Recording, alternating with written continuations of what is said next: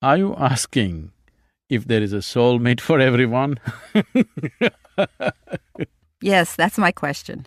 Now you must understand this. Sadhguru explained, his eyes alive and bright as the reflection of the fire danced across his face. Mating is always of the body. It is a body requirement. Maybe it is also of the mind and the emotions. But the process of mating belongs to the body to some extent and to the mind to some extent. The soul cannot mate with anything, nor does the soul need a mate, because it is absolute and boundless. Only what is limited needs a mate in order to feel little better. This line of thinking, though logical, sounded quite stark and not the least bit romantic or fun. Why do you choose a mate? I guess to find fulfillment. You want your body to feel a little better. We call that sexuality. It can be quite beautiful. We want our mind to feel a little better. We call that companionship. We want our emotions to feel better, and we call that love. Emotional compatibility makes it very beautiful and sweet, but that is as far as it goes. Experiencing a good physical compatibility, companionship, and a strong sense of love in many ways can make your life very wonderful. But if you are willing to look at all this very carefully and sincerely, you cannot deny the limitations with which it exists and the anxiety that naturally follows such an arrangement. Though it is quite a fortune for a human being to find someone who is physically, mentally, and emotionally compatible, the limitedness of that arrangement invariably becomes suffocating if you are unwilling to settle for the limited. To have such a pleasant arrangement is like living in a beautiful garden. Every human being wants to have this, but this is not a matter of soul. All the connections you make this way are either of body, mind, or emotions. You cannot connect anything else this way. Maybe if you rise in your awareness and attain a certain mastery over your energies, you can connect your energies. It is extremely important that we understand the limitations with which we are living and try to make the best of them for now, and then see how we can go beyond our limitations tomorrow. If you do not understand the limitations of your relationship, it gets greatly decorated, but when it crashes, it becomes so ugly you cannot even walk out of it gracefully. It becomes ugly simply because you tell many lies to yourself and to the other person. It is better to be straight, at least with yourself. Even if your partner lacks the necessary maturity for you to be 100% straight with him, at least to yourself you must be straight. It is very important.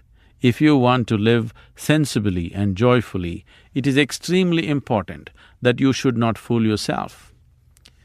It is all right to fool the other person. You already know he is a fool because he has provided sufficient proof of that as he has come to you.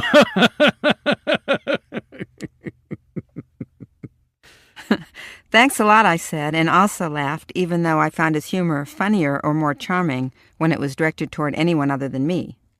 Only if you are straight with yourself will you know the value of offering that to another human being. So it does not matter. With him, you do whatever you think is best for you and him.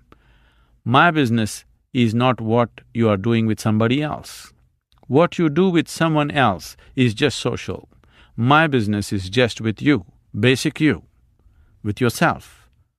You must be straight. It is very, very important to be straight with yourself. Otherwise, life won't work right. If you are very straight with yourself, you will see through things very easily. There are lots of things that people think are important that won't matter to you or even make much sense to you. The more sincere you are with yourself, the clearer you will see things, and the less melodrama you will add to things in order to make your life more intense and interesting. Without all the melodrama, you will become freer and freer, and you will quickly become less entangled. You will cut away one encumbering rope at a time. Then you will rise higher and higher to elevated realities. If you do not become absolutely straight with yourself, it may take a lifetime to deal with every little thing that disturbs you before you finally come to the point where you realize that all your worry was not getting you anywhere.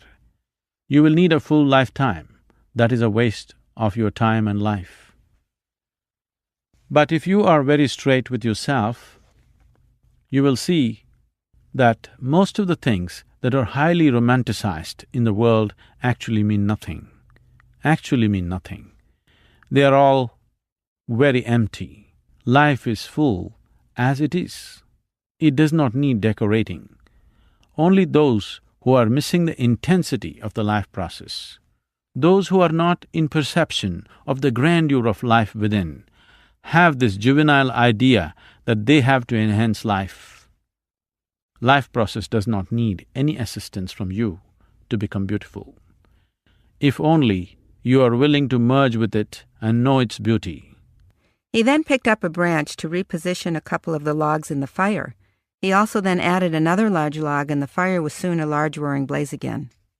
He continued, Does this mean you should not enjoy the simple aspects of life? No. Let us apply it to this moment. If you eat your dinner, will you get enlightened? No. But that does not mean we don't eat dinner. We eat. Why can't we enjoy the simple process of life? We will eat because we are hungry. Even though dinner is not going to get us to the ultimate, we still enjoy our dinner. Our bodies are hungry. Similarly, if you are hungry in your emotions, your body and your mind for certain things, you get married. But you know very well that this is not the ultimate. This is a good way, a sensible way to handle your marriage. If you believe too many fancy things about it, then it cannot help but disappoint you. One day, it is definitely going to crash in on you. Even if you are married to the most wonderful person in the world, it will still crash because you cannot fool yourself forever. These arrangements are made to make our life journey pleasant for ourselves, also for those around us. What you call peace, joy and love are different levels of pleasantness.